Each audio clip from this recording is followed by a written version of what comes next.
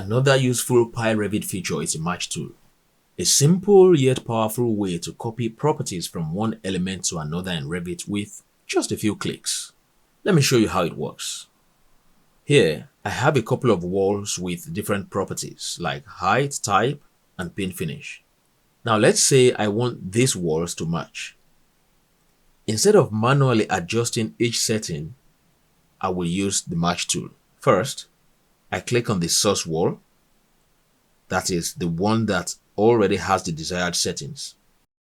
Then, I click on the target walls, and just like that, done.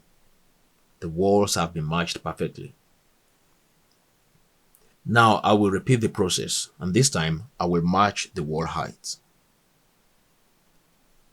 The match tool also works with other elements like doors, windows, and even model lines. You can even use it to match wall paint finishes. And that's it, quick and simple.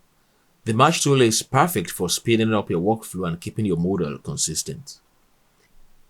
In the next video, I will show you how to use the match tool to compare the properties of two elements.